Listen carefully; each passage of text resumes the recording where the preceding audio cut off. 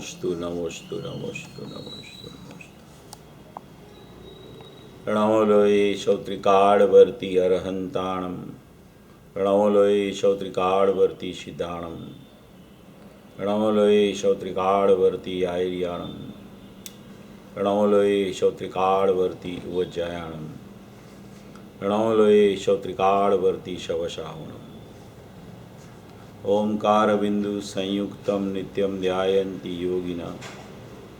कामदम मोक्षदम चैव ओंकाराय नमो नमः।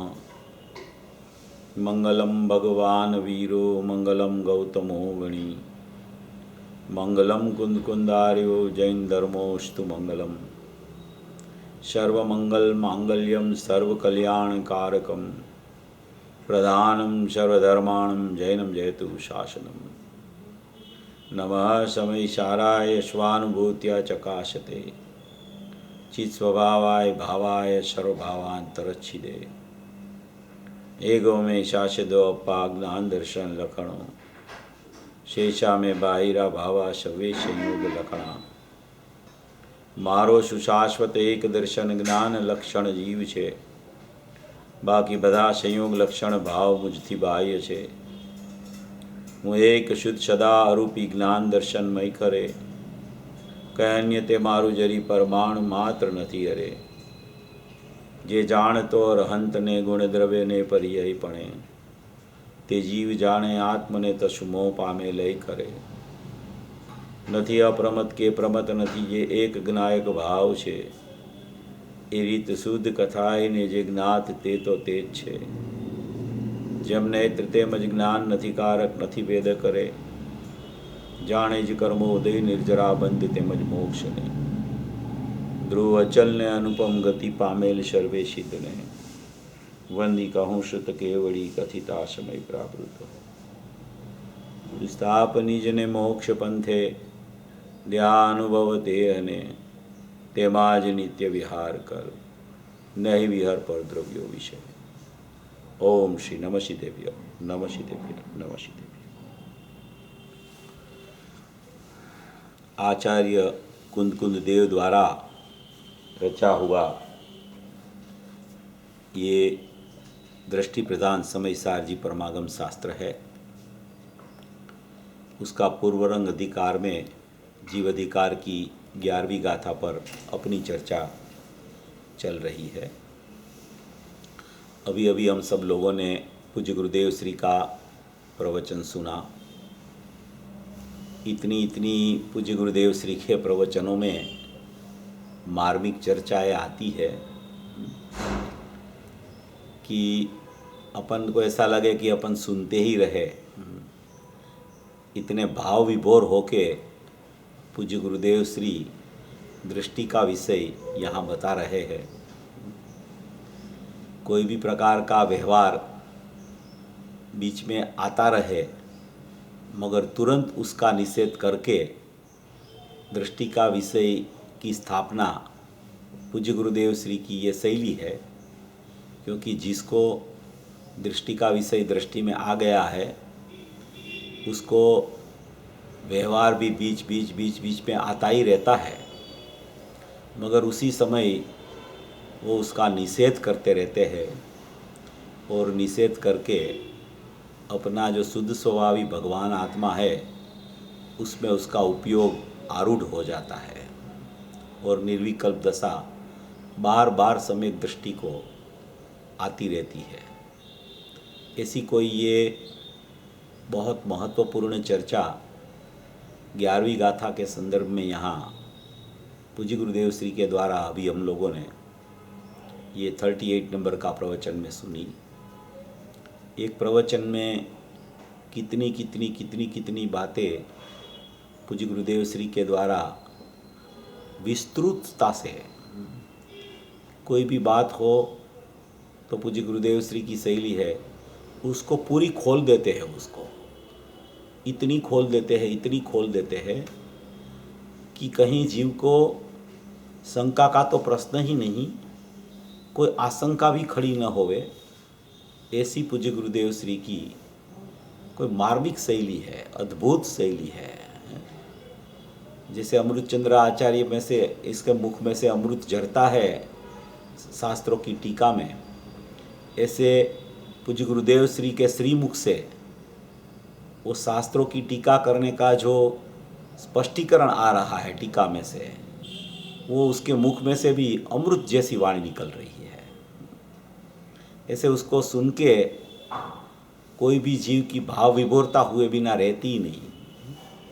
कितनी भी चर्चा अनेकपणा की आ जाए, एकपणा की आ जाए, हैं, व्यवहार को अभूतार्थ कहे, सुधनी को भूतार्थ कहे, सब चर्चा आवे और केंद्र बिंदु में नियम से एक त्रिकाली द्रव्य पूज्य गुरुदेव श्री की दृष्टि में रहता है। ऐसी कोई महत्वपूर्ण चर्चा पूज्य गुरुदेव श्री के माध्यम से अभी हम सब लोगों ने ये 11वीं गाथा के विषय की हम लोगों ने चर्चा सुनी। ये 11वीं गाथा ये इतनी महत्वपूर्ण है, इतनी महत्वपूर्ण है। क्यों महत्वपूर्ण है? क्योंकि इसमें सभी व्यवहार का निषेध किया गया है। जितना भी व्यवहार तेरे समय में जो पर्याय भाव में होता है, परलक्षी पराश्रित व्यवहार, पराश्रित भाव, उसको व्यवहार बोला जाता है। वो पराश्रित भाव अनादि से चल रहा है। उस प्रकार का जो व्यवहार चलता है पराश्रित व्यवहार, वो पराश्रित व्यवहार छुड़ा रहे हैं यहाँ। क्योंकि स्वाश्रित व्यवहार तो अभी प्रकट ही नहीं हुआ। पराश्रित एक व्यवहार होता है, एक स्व आश्रित भी व्यवहार होता है, क्योंकि दोनों पर्याय हैं। एक अशुद्ध पर्याय है, एक शुद्ध पर्याय है दोनों व्यवहार, क्योंकि त्रिकाली द्रव्य निश्चय है। इसलिए यहाँ पराश्रित भाव उसका निषेध करके, अनेकपणा का निषेध करके, राग आदि भाव का निषेध करके, एक समय की पर्याय भाव का निषेध करके, उसको त्रिकाली जो अनादि अनंत जो शुद्ध चैतन्य तत्व है उसकी दृष्टि करानी है। उसकी दृष्टि कराने के लिए कोई भी व्यवहार भाव हो, पराश्रित भाव, उसका निषेध किए बिना उसकी दृष्टि नहीं हो सकती है। जब तक उसका निषेध नहीं आता, उसको व्यवघात नहीं होता उसका, जब तक वहाँ से दृष्टि नहीं हटती, जब तक विभाव से दृष्टि नहीं हटती, जब तक परलक्षी भावों से दृष्टि नहीं हटती, तब तक वो दृष्टि स्वभाव में नहीं आ सकती। होनी चाहिए दृष्टि स्वभाव पर।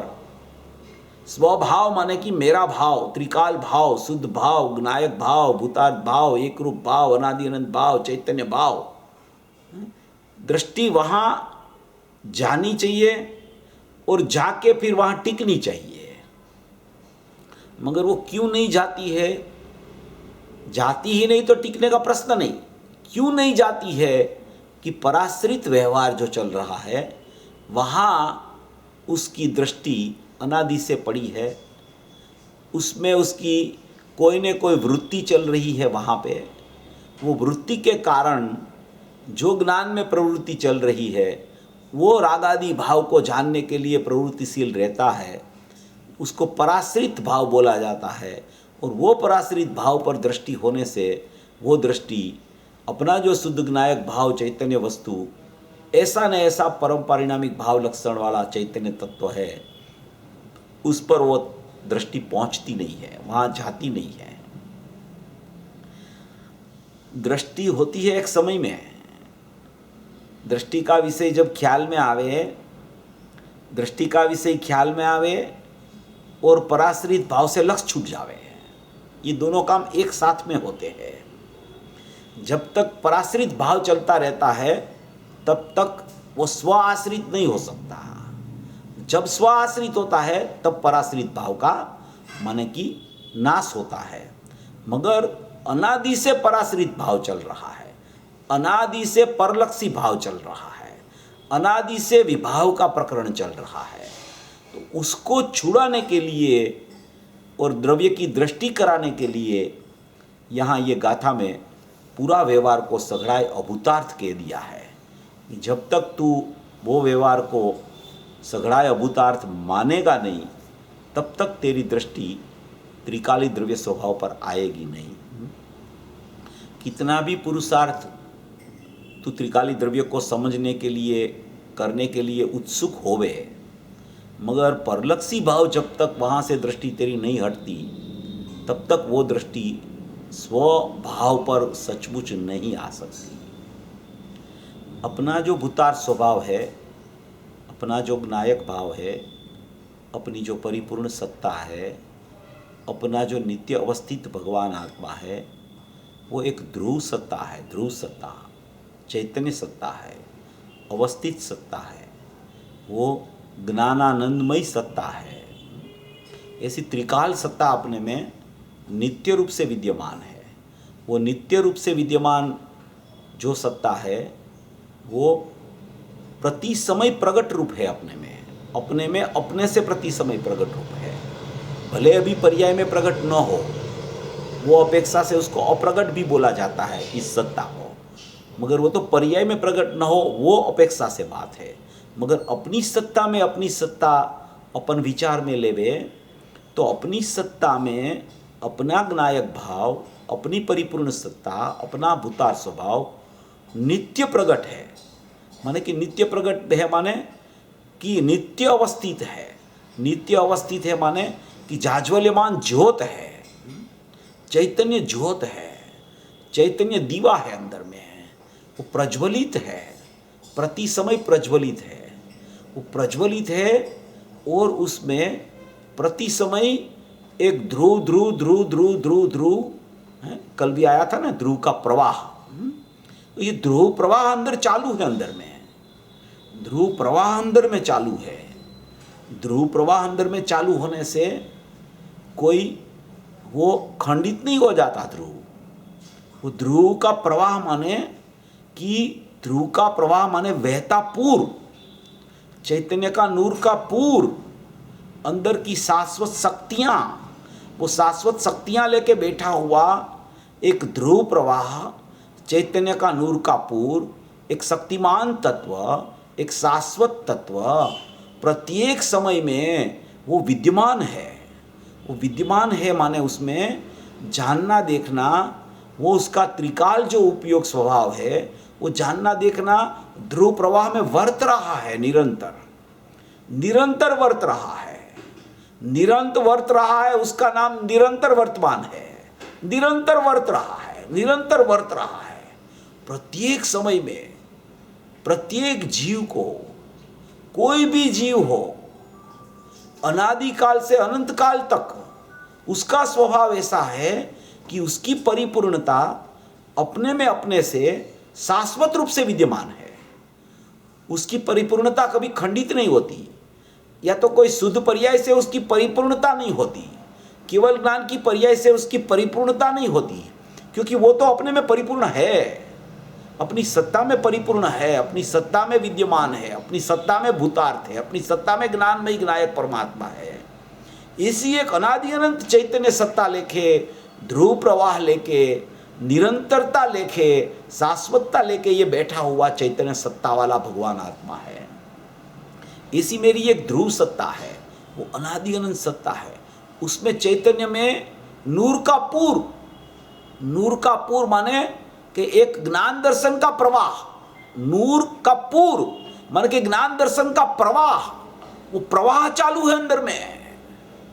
अंदर में शुष्कता नहीं है, अंदर में जागृति है, जागृत देव है, वो जागृत देव विद्यमान है। ऐसी उसकी कोई परिपूर्ण सत्ता है। वो जागता देव अंदर में अपने को झांक रहा है। झांक रहा है माने अपने में अपने से वर्त रहा है। वहाँ कोई क्रिया नहीं है, वो निष्क्रिय शुद्ध पारिणामिक है, वो त्रिकाल शाश्वत परमात्मा है। मगर वो निष्क्रिय शुद्ध पारिणामिक तत्व है, उसमें त्रिकालता भरी है, शाश्वतता भरी है, और उसमें चैतन्य का नूर का पूर्व, झांकता देव, जागृत देव, स्वयमेव देव, अचिंत्य शक्ति स्वयमेव देव। ऐसा अमृतचंद्राचार्य ने कलश लिख दिया, अचिंत्य शक्ति स्वयमेव देव, ऐसा कलश में आया है। तो ऐसी कोई सत्ता, जागृत सत्ता, जाज्वल्यमान सत्ता, एक रूप सत्ता, एक रूप में सब गर्भित हो जाता है, अनंत गुण गर्भित हो जाता है, असंख्य प्रदेश गर्भित हो जाता है, उसकी त्रिकालता गर्भित हो जाती है, कोई काल से भी खंडित नहीं होता, ऐसा त्रिकाल है मेरा चैतन्य तत्व। ऐसी कोई शाश्वतता उसमें भरी पड़ी है। ऐसा एक ध्रुव परमात्मा है, ऐसा चैतन्य स्रोत है अंदर में। चैतन्य स्रोत, चैतन्य स्रोत माने कि वो स्रोत बहता हुआ चैतन्य का नूर का पूर है अंदर में। द्रव्य द्रवता है तो वो पर्याय में द्रवित नहीं होता, द्रव्य अपने गुणों और असंख्य प्रदेश में द्रव रहा है, उसका व्यापकपना ध्रुव की सत्ता में चल रहा है। ऐसा विशाल परमात्मा है, ऐसा अमर्यादित परमात्मा है। ऐसा माने कि इतनी विशालता है, इतनी अंदर में अमर्यादितता भरी हुई है कि जब कोई जीव अंदर में प्रवेश कर लेता है, उसको देख लेता है, तो वहां से उसकी दृष्टि निकलती ही नहीं बाहर। तो फिर उसको ही देखता रहता है, उसको ही जानता रहता है, उसको ही देखता रहता है। इसी पर्याय की सत्ता में भी ऐसा हो जाता है। अंदर में तो ऐसा है ही, अंदर में तो त्रिकालता भरी हुई है, अंदर में तो चेतना सबर परमात्मा है। ऐसा एक जागृत देव है, ऐसा चैतन्य परमात्मा मैं हूं, ऐसी मेरी सत्ता है, ऐसा मेरा वैभव है, ऐसा मेरा ज्ञानानंद परमात्मा है। अनंत शक्तियों का धारक, कितनी कितनी कितनी शक्तियां लेके बैठा है परमात्मा। एक अज नामनी शक्ति है, अज, कि जो जन्मता ही नहीं, जन्मता नहीं इसलिए मरता नहीं, इसी शक्तिवान परमात्मा है।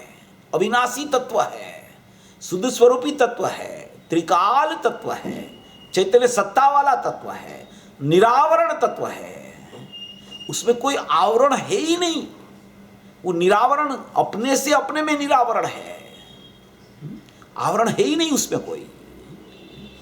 कर्म की सत्ता बाहर है, पर्याय की सत्ता बाहर है, विकल्प की सत्ता बाहर है। ये मेरी सत्ता में कुछ प्रविष्ट नहीं होता, क्योंकि मेरी ध्रुव सत्ता है, मेरी टंकोत्कीर्ण सत्ता है। टंकोत्कीर्ण माने बद घट के बिना की, कमी बेसी बिना की, ऐसी टंकोत्कीर्ण एक रूप सत्ता है। वो अघटित घाट रूप है, स्वयंभू सत्ता है, स्वयंभू स्वयंभू सत्ता है विनायक की, भूतार स्वभाव की। उसको किसी ने बनाई नहीं है। पर्याय तो प्रति समय नई होती है, ये तो स्वयंभू है। अघटित घाट माने कि घाट माने अघटित माने नहीं बनाया हुआ, घाट माने स्वरूप उसका।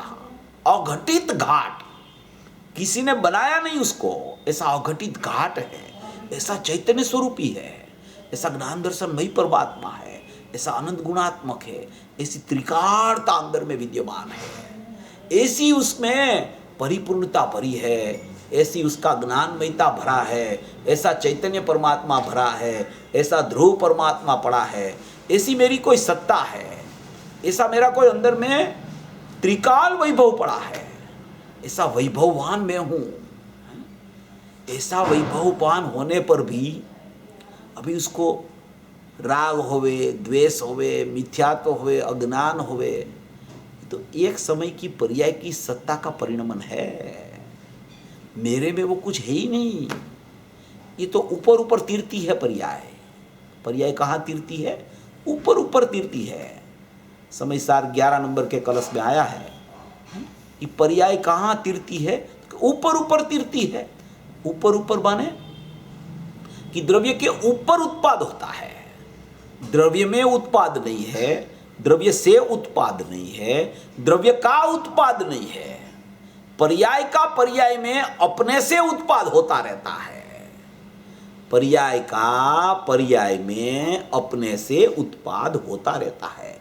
इसी पर्याय की सत्ता है, एक समय की है, छोटी सी सत्ता है, और ये तो विस्तृत सत्ता है, बड़ी सत्ता है, वैभववान सत्ता है, संपत्ति से भरी हुई सत्ता है, समृद्धि से भरी हुई सत्ता है, वैभववान सत्ता है, अमर्यादित सत्ता है।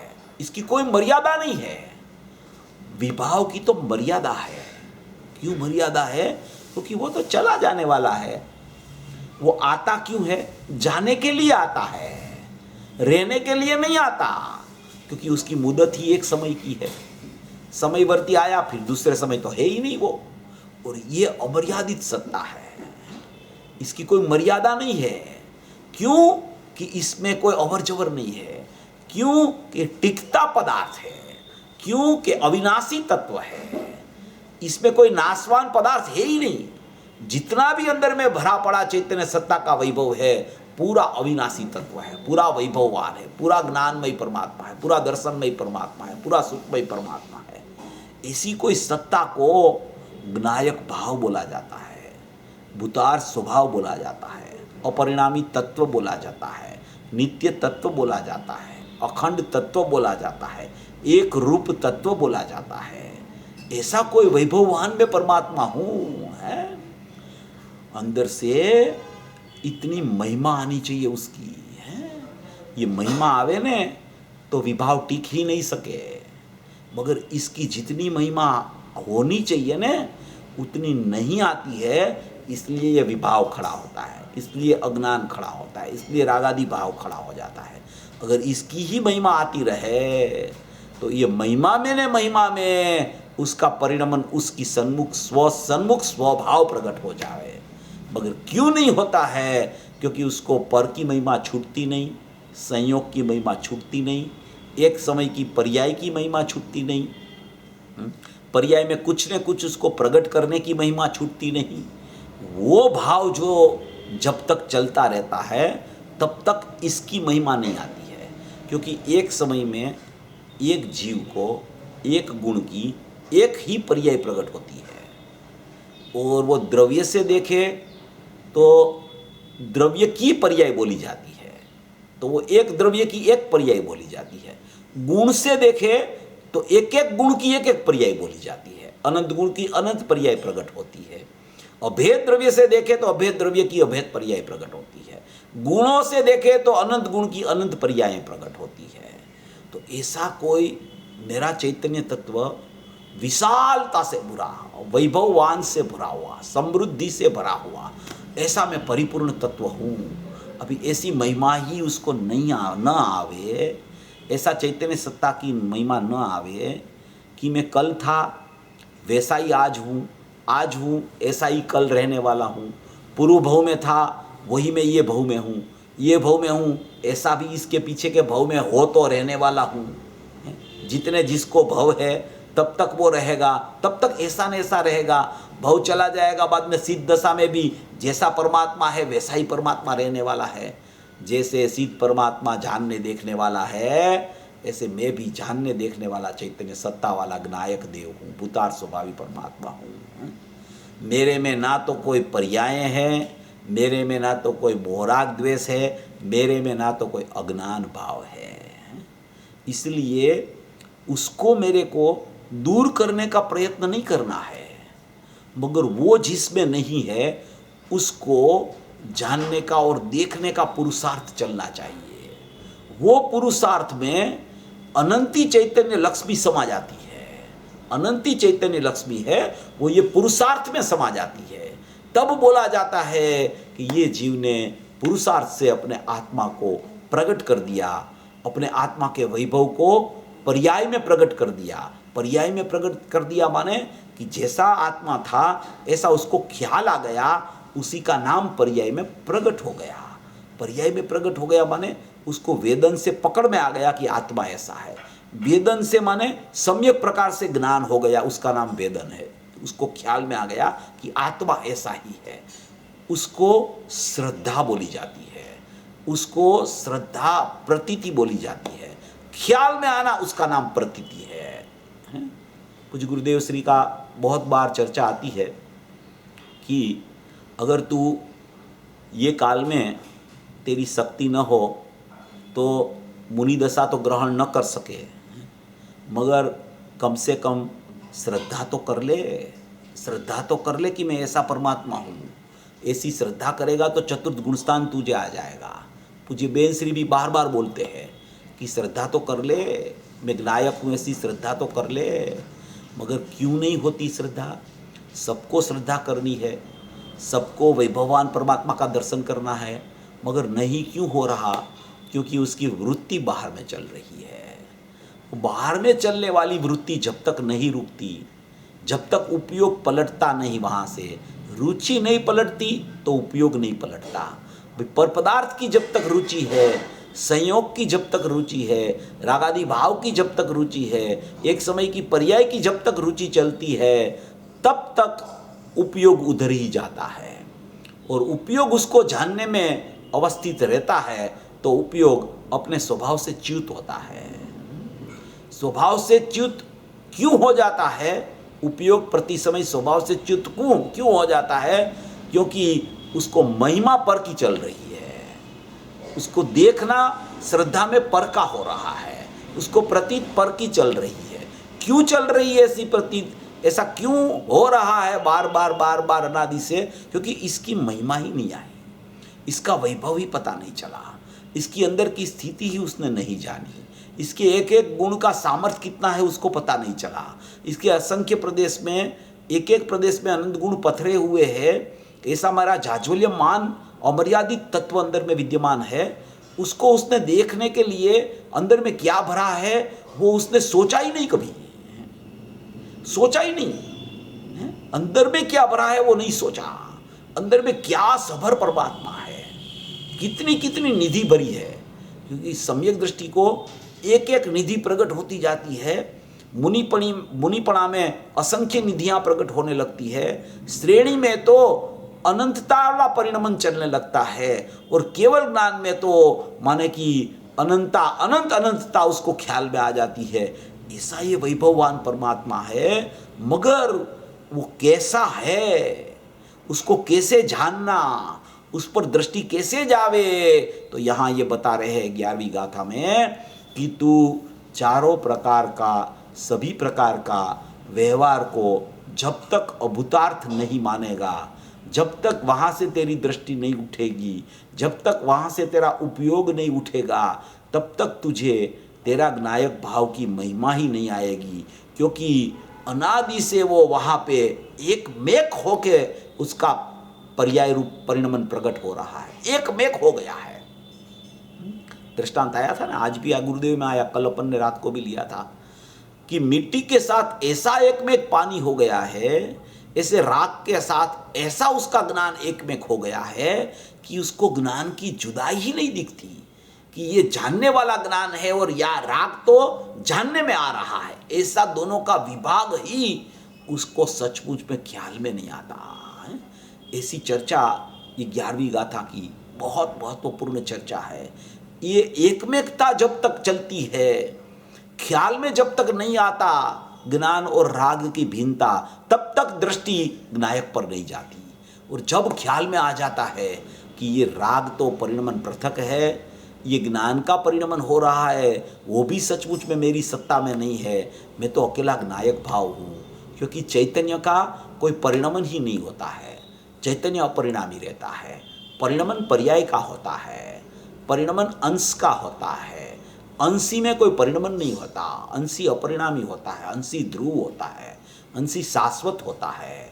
ऐसी कोई एक त्रिकाल सत्ता मेरे में विद्यमान है, उसका जब तक महिमा अंदर से नहीं आता तब तक रुचि नहीं होती, रुचि नहीं होती तब तक उपयोग नहीं पलटता, और उपयोग जब तक नहीं पलटता तब तक स्वसंवेदन नहीं आता, और स्वसंवेदन जब तक नहीं आता तब तक अनुभूति नहीं होती, और अनुभूति नहीं होती तब तक चार गति में परिभ्रमण चलता रहता है।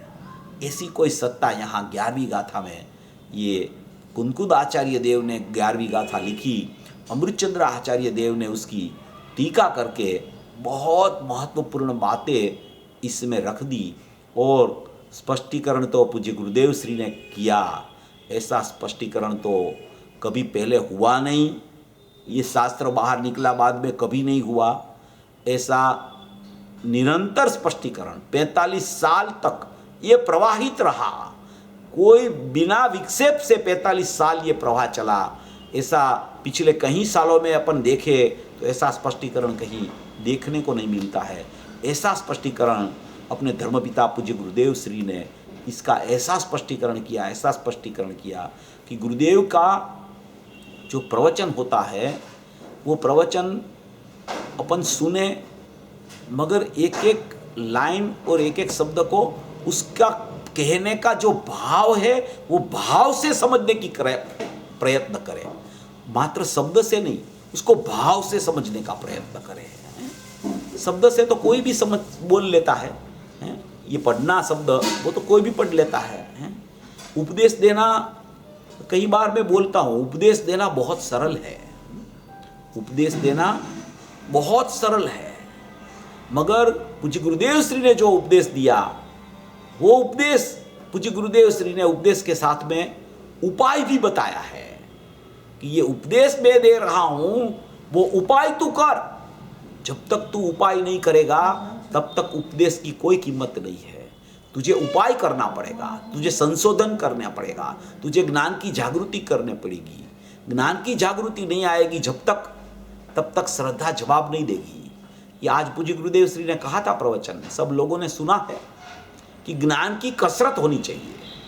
ऐसा शब्द आया पूज्य गुरुदेव श्री के प्रवचन में कि ज्ञान की कसरत होनी चाहिए। अभी जीव ज्ञान की कसरत नहीं करता है और विकल्प करके संतुष्ट हो जाता है। उसको बार बार ऐसा विचार ज्ञान में चलना चाहिए कि ज्ञायक भाव ऐसा है, ज्ञायक भाव अमर्यादित है, उसकी प्रतीत मुझे क्यों नहीं आती है। ऐसी विचार दशा निरंतर चलती रहनी चाहिए कि ये राग आदि भाव में मेरा परिणमन क्यों चला जाता है। ये प्रत्येक समय राग हो रहा है, उसको तो मैं रोक नहीं सकता, उसको रोकने की ताकत किसी की नहीं है, कोई नहीं रोक सकता राग आदि भाव को, मगर राग आदि भाव में से अहमपना सभी जीव उठा सकता है। वो अहमपना वहां से उठेगा तब यहाँ ज्ञायक भाव में अहमपना की स्थापना होगी। जब तक वहां से नहीं उठेगा अहमपना, तब तक यहाँ ज्ञायक भाव में अहमपना की स्थापना नहीं हो सकती। इसलिए ज्ञान में ये विचार दशा उसकी निरंतर चलनी चाहिए। जब तक विचार दशा निरंतर नहीं चलती तब तक रागादि भाव की एकत्व बुद्धि उसको कभी नहीं टूटती। और रागादि भाव की एकत्व बुद्धि का नाम ही मिथ्यात्व है, उसी का नाम की श्रद्धा का परिणमन है। जब तक वो एकत्व बुद्धि नहीं टूटती तब तक वो एकत्व ज्ञायक में प्रतीति रूप नहीं होता। इसलिए यहाँ जो कह रहे हैं पूज्य गुरुदेव श्री ने जो स्पष्टीकरण किया है, बेहतरीन स्पष्टीकरण। ऐसा स्पष्टीकरण अपने को तो ऐसा लगता है कि ये पंचम काल के आखिरी तक ये देशना गुरुदेव की चलने वाली है, तो ऐसा स्पष्टीकरण तो भविष्य में आने वाला है कि नहीं वो तो किसको पता है। ऐसा स्पष्टीकरण ये पुरुष करके गए हैं अपने पास 45 साल तक हैं। ऐसा अपने पास प्रवचन है, अपने पास सब अक्षरस प्रवचन हो गए, शास्त्र हो गए हैं। जीव अकेला जन्मता है, अकेला मोक्ष में जाता है, अकेला सम्यक दर्शन की प्राप्ति करता है, अकेला बंध मार्ग में प्रवर्तता है, उसके साथ कोई नहीं होता। ये मार्ग अकेला का है और अपना है। वो उसके सिवा जिसको दूसरा प्रकार चलता है अपने अकेले के सिवा, उसको सचमुच में रागादि भाव में से एकत्व टूटता नहीं है। ये मार्ग अकेले का है, प्रमाणिक मार्ग है। प्रमाणिकता से उसको, पवित्रता से उसको पकड़ने का पुरुषार्थ करना चाहिए, तब सचमुच में ये मार्ग में वो प्रविष्ट जीव हो जाता है। तो ऐसी कोई ये बहुत मार्मिक चर्चा यहाँ ये 11वीं गाथा के प्रकरण से चल रही है। ये 11वीं गाथा में जो बात आई है, अपन उसका हरि गीत पढ़ के उसको शुरू करते हैं। व्यवहार नय अभूतार्थ दर्शित सुदनय भूतार्थ है, भूतार्थ आश्रित आत्मा सदृष्टि निश्चय होय है। देखो यहाँ व्यवहार नहीं को अभूतार्थ बता रहे हैं। अभूतार्थ बताने का अर्थ ये है कि वो भूतार्थ स्वभाव में नहीं है, इसलिए उसको अभूतार्थ कहा गया है। अभूतार्थ कहने से ऐसा नहीं है कि वो कहीं पे है ही नहीं। पर्याय ही नहीं है, ऐसा नहीं है। पर्याय है, पर्याय का परिणमन है, पर्याय में विभाव चल रहा है, पराश्रित दशा भी चल रही है। मोह राग द्वेष का परिणमन अनादि से अज्ञानी जीव की पर्याय में बहिर्लक्षी सत्ता में चल रहा है। ऐसा व्यवहार नहीं, उसको अभूतार्थ, अपने भूतार्थ स्वभाव की अपेक्षा से अभूतार्थ कहने में आया है। ऐसा भी आया है पद्मनंदी पंचविंशति में कि व्यवहार की जगह पे सत्यार्थ है। उसका मतलब क्या है कि जब व्यवहार को सिद्ध करना हो तब उसको सत्यार्थ बोला जाता है। मगर यहाँ तो त्रिकाली द्रव्य को भूतार्थ सिद्ध करना है तो व्यवहार सगड़ा अभूतार्थ है। माने कि वो त्रिकाली द्रव्य की सत्ता में वो कोई प्रकार का व्यवहार, चारों प्रकार का व्यवहार, दो प्रकार का असद्बुद्ध, दो प्रकार का सद्बुद्ध, वो उपचरित और अनुपचरित दोनों प्रकार में कोई भी चारों प्रकार का व्यवहार सचमुच में मेरी सत्ता में विद्यमान ही नहीं है। इसलिए मेरे लिए वो है ही नहीं, मेरे लिए वो है ही नहीं, मेरे में नहीं है इसलिए मेरे लिए नहीं है वो। चाहे वो किसी के लिए हो तो हो, मेरे लिए नहीं है। पर्याय की सत्ता है, पर्याय में परिणमन है, वो पर्याय का अस्तित्व में पर्याय है। मगर मेरा भूतार्थ स्वभाव से मैं विचार करूं तो मेरा भूतार्थ स्वभाव में वो सत्ता, परिणमन वाली सत्ता बिल्कुल नहीं होती। ऐसी अमर्यादित सत्ता का स्वीकार जिसको आता है उसको भूतार्थ आश्रित आत्मा बोला जाता है। भूतार्थ के आश्रय से जो परिणमन हुआ उसको सदृष्टि माने सम्यक दृष्टि होता है, ऐसा यहाँ कहना चाहते हैं। टीका में ये कहना चाहते हैं कि व्यवहार नहीं, सब ही अभूतार्थ है, इसलिए वह विद्यमान असत्य अभूत अर्थ को प्रकट करता है। शुद्ध नहीं, एक ही भूतार्थ होने से विद्यमान सत्य भूत अर्थ को प्रकट करता है। शुद्ध नहीं एक ही विद्यमान होने से, भूतार्थ होने से, माने कि शुद्ध नहीं का अंश, शुद्ध नहीं का अंश एक ही भूतार्थ होने से वो विद्यमान सत्य और भूत अर्थ को प्रकट करता है। शुद्ध नहीं एक ही भूतार्थ होने से उसका मतलब ये है कि प्रत्येक समय में ज्ञायक भाव विद्यमान है और प्रत्येक समय में ज्ञायक भाव में से एक ज्ञान रूप उपयोग का परिणमन प्रत्येक समय में चल रहा है। प्रत्येक समय में ज्ञान की किरण, ज्ञान की ज्ञायक रूप सत्ता है और उसमें से ज्ञान की किरण प्रत्येक समय में निकलती है।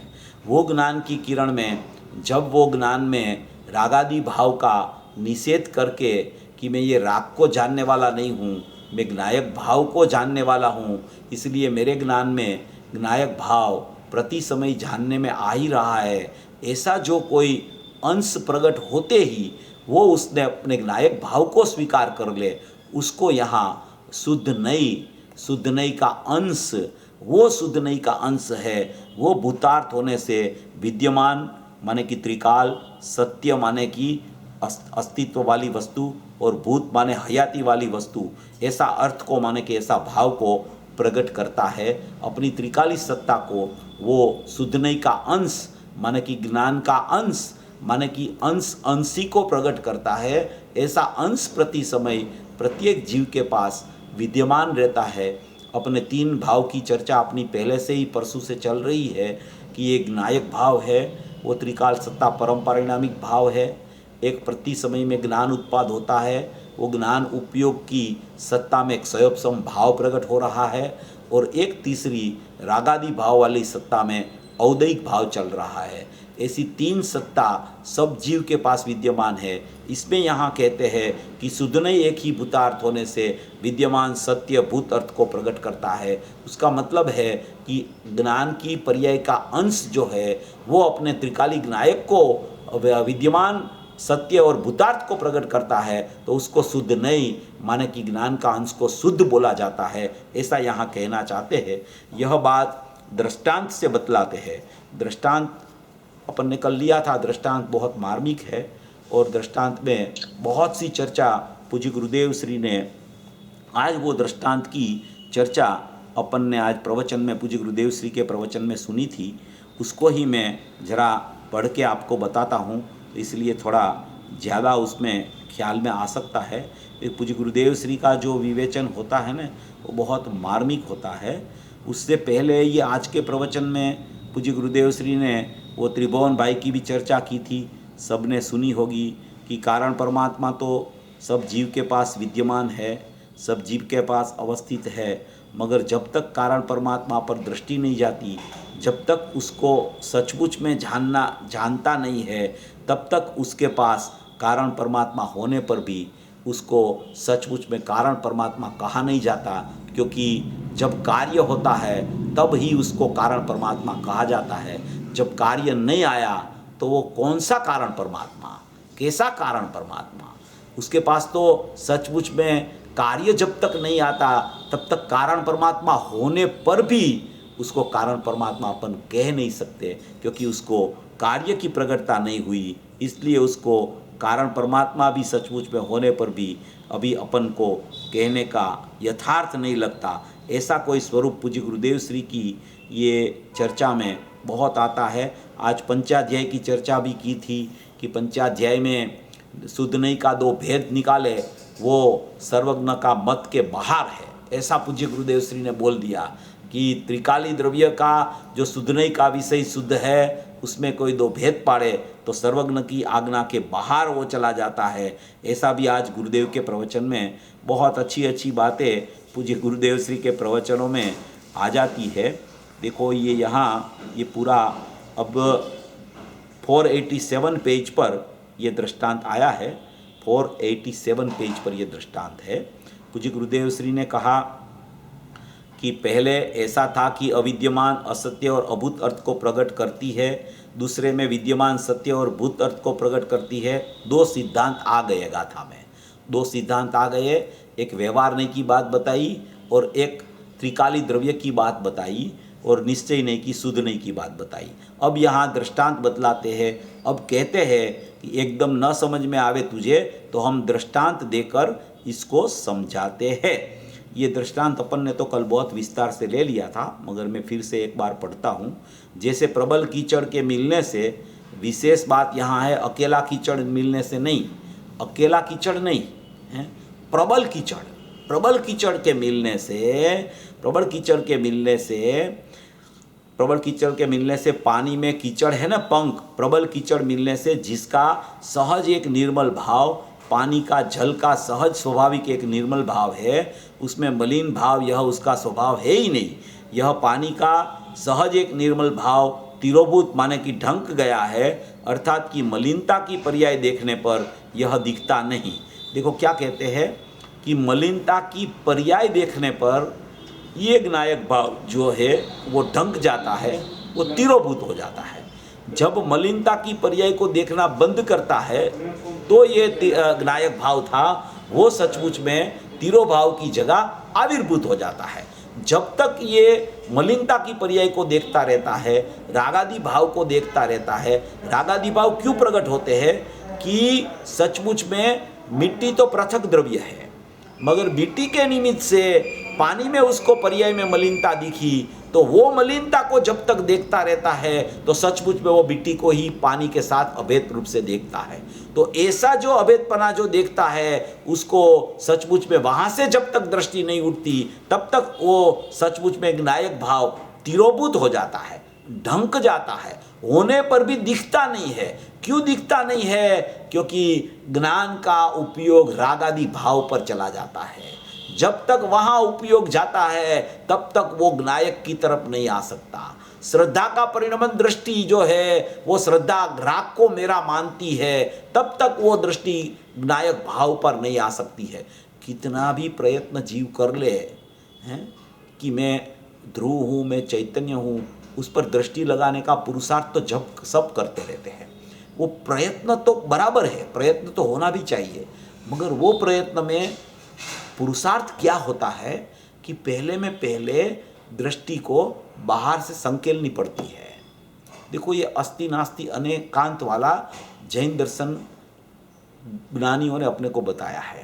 देखो ये गुरुदेव यहाँ बोल रहे हैं, देखो यह पानी का सहज एक निर्मल भाव तिरोभूत ढक गया है, अर्थात कि मलिनता की पर्याय देखने पर, मलिनता की पर्याय देखने पर दिखता नहीं, इसीलिए ढक गया है। निर्मल जल जो है, निर्मल जल तो है, निर्मल जल तो है, वो नहीं है ऐसा नहीं है, परंतु मलिनता को देखने वाले को निर्मल जल ढक गया है। जिसको मलिनता ही एकांत से दिखती है, जिसको विभाव ही दिखता रहता है, उसको वो सचमुच में ढक गया है, अर्थात निर्मल जल दूर हो गया है, तिरोभूत दूर हो गया है। अर्थात कि जो मलिन को देखता है, कादव को, वहाँ निर्मल जल है तो अवश्य, निर्मल जल तो है वहाँ, निर्मल जल कहीं चला नहीं गया। निर्मल जल ढंक गया, तिरोभूत हो गया, उसका मतलब ऐसा नहीं है कि वो कर्म ने उसको ढांक दिया है, मलिनता ने उसको ढांक दिया है, ऐसा नहीं है। उसको दिखता नहीं है, उसका मतलब तिरोभूत हो गया है, उसका मतलब उसको मलिनता का आविर्भूतपना चल रहा है और निर्मलता का तिरोभूतपना चल रहा है। वो तिरोभूत माने ढंक गया, माने दिखता नहीं है। ढंक गया माने उसके कोई आवरण आ गया है और उसने उसको ढांक दिया है, उसको तिरोभूत कर दिया, ऐसा उसका अर्थ नहीं है। मगर उसको दिखता नहीं है, अभेद परम पारिणामिक भाव वाला चैतन्य स्वभाव त्रिकाली द्रव्य उसको दिखता नहीं है। क्यों नहीं दिखता है? क्यों दृष्टि नहीं जाती है? क्यों अभेद का अनुभव नहीं होता है? क्यों मैं एक नायक हूं ऐसी दृष्टि नहीं होती है? क्योंकि वो मलिनता को ही देखता रहता है, पर लक्ष्य ही चलता रखता है, पराश्रित भाव ही चलता रहता है। इसलिए होने पर भी ढंक गया है, होने पर भी तिरोभूत हो गया, होने पर भी दिखता नहीं है, क्योंकि वहां से दृष्टि हटती नहीं है, मलिनता से दृष्टि हटती नहीं है, इसलिए निर्मलता पर दृष्टि जाती नहीं, ऐसा कहना चाहते हैं। कादव देखो, तिरोभूत अर्थात दूर हो गया है, अर्थात कि जो मलिन को देखता है, कादव को, वहां निर्मल जल है तो अवश्य, परंतु वह उसे दिखता नहीं है, इसलिए उसे निर्मल जल का स्वरूप तिरोभूत हो गया, ढंक गया है, दूर हो गया, उसकी दृष्टि में नहीं आया, मलिन ही दिखा, परंतु निर्मल जल होने पर भी उसको दिखता नहीं है। निर्मल जल होने पर भी उसको सचमुच में दिखता नहीं है। बाद में तो गुरुदेव ने उसको दृष्टांत भी बहुत दिया। बाद में देखो नीचे एक पैराग्राफ आया, उसमें लिखते हैं पूज्य गुरुदेव श्री, अभी तो यहाँ दृष्टांत है, अभी तो यहाँ दृष्टांत है, फिर उसका सिद्धांत घटाएंगे बापू, फिर उसका सिद्धांत घटाएंगे बापू। अभी तो दृष्टांत भी तुझे समझ में पहले आना चाहिए। जब तक दृष्टांत समझ में नहीं आता कि मिट्टी पृथक है, पानी पृथक है, मिट्टी की पर्याय मिट्टी में है, पानी की पर्याय पानी में है, पर मगर जब तक ये पानी मिट्टी के साथ मिला हुआ दिखता है तो पानी की पर्याय में मिट्टी जैसी अशुद्धता प्रकट हुई है, ऐसा पानी की पर्याय में उसको ऐसा लगता है कि मेरी पर्याय में मिट्टी आ गई है। मिट्टी मिट्टी में है, पानी पानी में है, मिट्टी पानी में आती नहीं है, पानी मिट्टी में जाता नहीं है। दोनों पृथक पृथक रहते होने पर भी ये दृष्टांत भी अच्छी तरह से समझ में नहीं आवे कि पर्याय में पानी की पर्याय शीतल और स्वच्छ होने पर भी उसको पानी में मलिनता आ गई है, ऐसी भ्रमणा का नाम मिथ्यात्व है, उसका नाम संसार है, उसका नाम विभाव है, उसका नाम एक समय की अवस्था में मिथ्यात्व भाव समयवर्ती चल रहा है। अगर वो चेत जावे उस समय कि मिट्टी अलग है, कीचड़ अलग है और पानी पृथक है, ऐसा दृष्टांत से भी उसको पता चल जावे तो सचमुच में मिट्टी तरफ देखना बंद हो जावे और पानी की पर्याय में मलिनता उसको लगती थी वो लगना बंद हो जावे, वो भ्रांति टूट जावे। उसका मतलब पानी की पर्याय भी शीतल और निर्मल थी, वो उसको दिख गई, द्रव्य दिखा तो ऐसा पर्याय में भी शुद्धता का परिणमन हो जाता है, ऐसा कहते हैं। अभी तो यहाँ यह दृष्टांत है, हाँ, फिर उसका सिद्धांत घटाएंगे बापू। मार्ग ऐसा सूक्ष्म है भाई, ऐसा सूक्ष्म है मार्ग, ये ऐसा कोई ऐसी सरलता नहीं है कि सम्यक दर्शन तुरंत में हो जावे, पुरुषार्थ के बिना सम्यक दर्शन हो जावे। सम्यक दर्शन एक ही समय में होता है, प्रत्येक जीव को हो सकता है, प्रत्येक काल में हो सकता है, मगर उसको समझ का पुरुषार्थ होना चाहिए। ये दृष्टांत में भिन्नता कैसे बताते हैं, उसकी यथार्थ समझ उसको जब तक नहीं आती तब तक उसको पुरुषार्थ नहीं चलता। पुरुषार्थ यथार्थ समझ का नहीं चलता तब तक सचमुच में उसको ये ऐसा सूक्ष्मता वाला प्रकरण है वो सचमुच में कठिन लगने लगता है। इसलिए ये भेद ज्ञान का मार्ग है। भेद ज्ञान से सब जीव सिद्ध होते हैं। जब तक भेद ज्ञान का प्रकरण पता नहीं चलता है तब तक वो सब चीज़ें अभेद ही उसको दिखती है। जब दोनों का भेद ज्ञान हो जाता है, दोनों का भेद मिट्टी पृथक और पानी पृथक, ऐसा भेद ऐसा ज्ञान हो जाता है, दोनों का भेद ऐसा ज्ञान हो जाता है। ऐसा जब तक वो भेद का ज्ञान नहीं हो जावे कि ये दोनों भिन्न भिन्न है, ऐसा ज्ञान नहीं हो जावे, तब तक उसको बात इतनी सूक्ष्म लगती है, इतनी सूक्ष्म लगती है, सरल होने पर भी कठिन इतनी नहीं है, मगर भेद ज्ञान का अभाव के कारण उसको एकमेकता होने से उसको कठिन हो जाती है। ऐसा सूक्ष्म है भाई, उसे ज्ञान का मंथन करना चाहिए। देखो ये पूज्य गुरुदेव श्री का शब्द है, अपन बार बार बोलते रहते हैं, ज्ञान का मंथन करना चाहिए, ज्ञान के अंदर कसरत करना पड़े, ज्ञान का मंथन करना चाहिए और ज्ञान के अंदर कसरत करना पड़े। उसका मतलब क्या है, ऐसा गुरुदेव क्यों कहते होंगे? ये ज्ञान को तो आगे नहीं करना चाहिए, अपने को तो दृष्टि का विषय में दृष्टि की ही बात है। अरे भैया, दृष्टि का विषय में दृष्टि की ही बात होती है, मगर दृष्टि तेरी जब तक दृष्टि का विषय पर नहीं जाती तो उसका मतलब ये है कि तेरे ज्ञान में, विचारधारा में मंथन नहीं चलता है, ज्ञान में कोई पुरुषार्थ नहीं चलता है, ज्ञान में कोई विवेक की जागृति नहीं हुई है, ज्ञान में कोई भेदज्ञान का प्रकार नहीं चलता है। जब तक ये ज्ञान में, क्योंकि तू ज्ञानवान तो है और संगनी पंचेंद्रीपणा मिला तुझे, तो ज्ञान का अंश तुझे जो प्रकट है उसमें विचार करने की शक्ति है, निर्णय करने की शक्ति है, तो तू विचार करके, निर्णय करके, पुरुषार्थ करके, तेरा ज्ञायक भाव कैसा अमर्यादित है, तेरा ज्ञायक भाव में क्या क्या भरा पड़ा है, तेरी संपत्ति क्या है, तेरा वैभव क्या है, तेरी समृद्धि क्या अंदर में पड़ी है, ऐसा अनादि अनंत चैतन्य सत्ता का तुझे निर्णय क्यों नहीं होता? ऐसा ज्ञान में मंथन क्यों नहीं चलता? पर से तू व्यावृत क्यों नहीं होता? रागादि से तू भिन्न क्यों नहीं पड़ता? ऐसा ज्ञान में मंथन क्यों नहीं चलता तेरे को? ऐसी ज्ञान की कसरत, बार बार भेद ज्ञान, कहीं पे पूरे दिन में, पूरा कार्य में रहता हो जीव, कोई भी जगह पे भेद ज्ञान जीव कर सकता है। भेद ज्ञान के लिए शास्त्र की भी जरूरत नहीं, जिनेंद्र मंदिर की भी जरूरत नहीं, और कोई चीज की जरूरत नहीं रहती भेद ज्ञान के लिए। भेद ज्ञान के लिए अपने पास ज्ञान का उपयोग प्रकट है, और प्रति समय राग भी अभी प्रकट रूप चल रहा है, और ज्ञान का राग से भेद ज्ञान, राग और ज्ञान का भेद ज्ञान, और उसमें वो ज्ञान का परिणमन जो है वो किसका है? तो कि मैं ज्ञायक हूँ, उसका है। ऐसा जो ज्ञायक की दृष्टि कैसे बने कि बार बार भेद ज्ञान का प्रकार आवे, तब सचमुच में ज्ञायक की दृष्टि बनती है। भेद ज्ञान के बिना अभेद की अनुभूति, अभेद की दृष्टि, अभेद का स्वानुभव सचमुच में जीव को नहीं हो सकता है। इसलिए पूज्य गुरुदेव श्री यहाँ कहते हैं कि उसे ज्ञान का मंथन करना चाहिए, ज्ञान के अंदर कसरत करना पड़े, ज्ञान के अंदर कसरत करना पड़े। उसका मतलब कि उसको निर्णय की भूमिका आनी चाहिए, विचारधारा करके, संशोधन करके। ज्ञान है ना, ज्ञान, वो ज्ञान संशोधक होता है। ज्ञान नाम की लेबोरेटरी है अंदर आत्मा में। वो लेबोरेटरी में कोई भी पदार्थ आता है ना, तो वो ज्ञान उसको, जो मेरा नहीं है ना, उसको पृथक कर देता है, और मेरा है उसको एक तरफ रख देता है, वो पृथक कर देता है। वो लेबोरेटरी में संशोधन चलता रहता है, वो जागृति चलती रहती है, विवेक चलता रहता है। ऐसी लेबोरेटरी एक मेरे पास है, ज्ञान की लेबोरेटरी। वो ज्ञान में सब पृथक पृथक दिखने लगता है।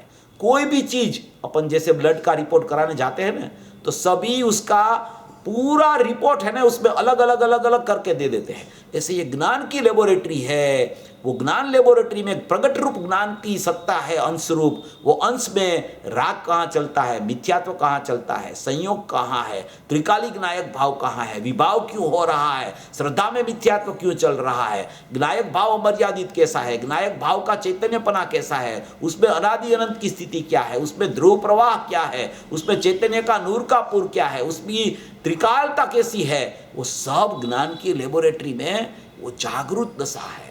वो अंशी का अंश है, अंशी का अंश है। वो अंशी में जितना भी पड़ा है ना, जितना भी सामर्थ्य है, जितनी भी शक्तियां हैं, जितना भी स्वभाव है, वो सब अंश लेके आता है अंदर से।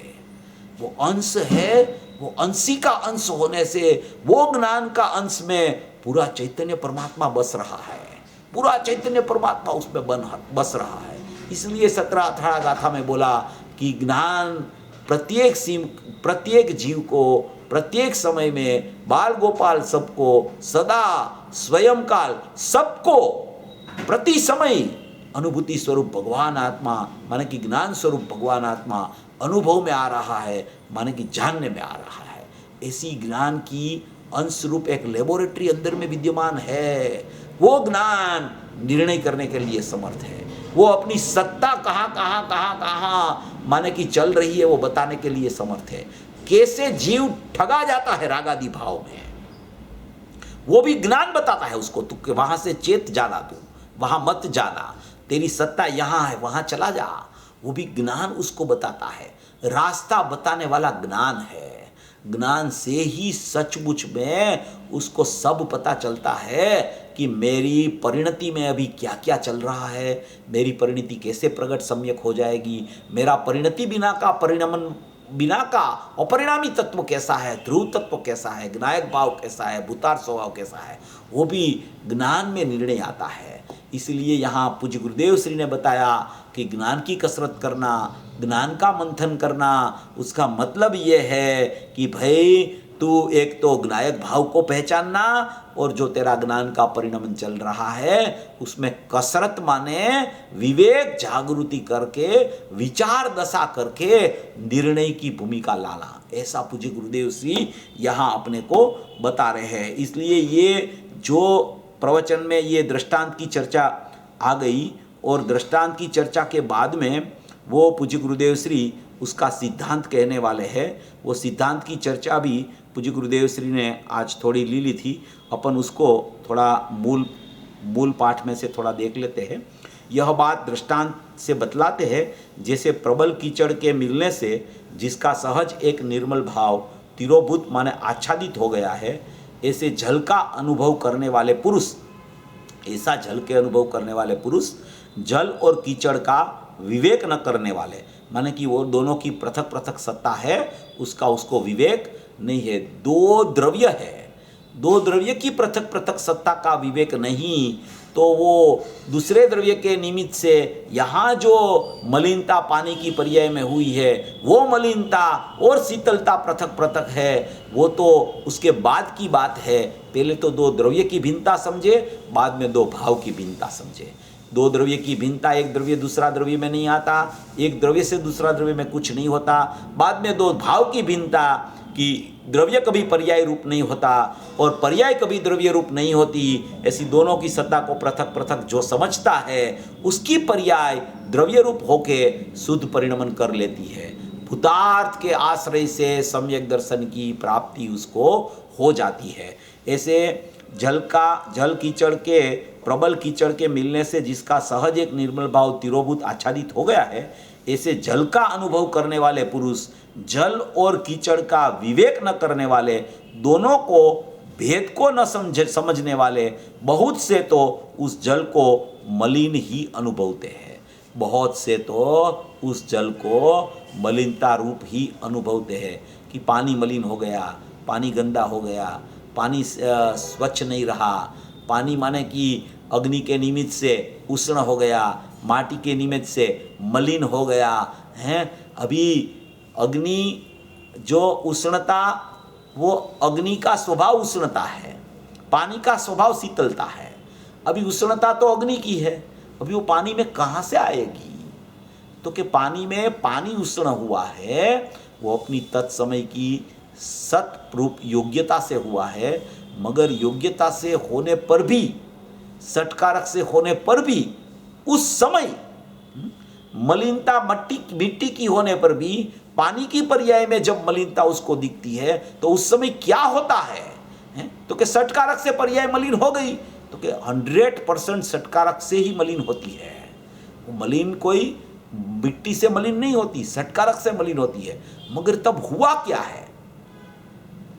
बाद में दूसरे समय में वो मलिनता चली जाती है, तब क्या हुआ है? और ये समय में मलिन हो गया तब क्या हुआ है? ये सोचने लायक बिंदु है, उसमें बहुत सा मर्म है। अकेला सटकारक से करेगा और निमित्त नैमित्तिक संबंध का व्यवहार को भी छोड़ देगा तो वो सटकारक से होने वाली पर्याय जो रागादि रूप भी हो रही है उसका कर्ता आत्मा हो जाएगा। उसके लिए कोई निमित्त कर्ता होना चाहिए। नहीं तो ये परिणमन जो षटकारक से रागादि भाव का हो रहा है, परिणमन में जो षटकारक से अशुद्धता हो रही है, वो परिणमन जो है वो सचमुच रागादि रागादि रागादि चलता रहे और षटकारक से होता है ऐसा मानता रहे तो जानी चाहिए दृष्टि द्रव्य पर।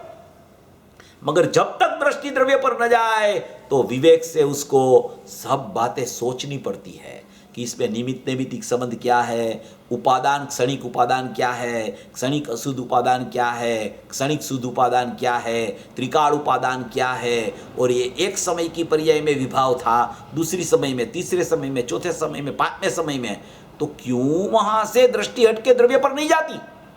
उसको वो सोचना चाहिए। अगर षटकारक से ही पर्याय होती है तो वो पर्याय में शुद्ध परिणमन भी षटकारक से क्यों नहीं आता? क्योंकि वो उसका बहुत महत्वपूर्ण बिंदु है। उसमें अपन लेंगे उसको रात को थोड़ा। ये क्या चीज है कि षटकारक से होता है उसकी दृष्टि द्रव्य पर जानी चाहिए, मगर जब तक द्रव्य पर दृष्टि नहीं जाती तब तक वो षटकारक से उसने देखा नहीं। षटकारक से जो देखने वाला होता है वो तो सचमुच में षटकारक जिसको बैठते हैं ना, वो तो सचमुच में पर्याय को देखता ही नहीं है, उसको पर्याय दिखती ही नहीं है, उसको त्रिकाली द्रव्य ही दिखता है। जो षटकारक से देखने लगे पर्याय को उसको त्रिकाली द्रव्य ही दिखता है। मगर त्रिकाली द्रव्य नहीं दिखता है तो वो षटकारक से नहीं दिखता देखता है। षटकारक से नहीं देखता है तो क्या हो रहा है वहां, वो अपन आगे रात को थोड़ा उसका विस्तार ले लेंगे। सभी भवी जीव ऐसा अपना स्वरूप जो चैतन्य स्वरूपी त्रिकालता है उसको समझकर भूतार्थ का आश्रय लेके अनुभूति प्रकट करे। ऐसी मंगल भावना।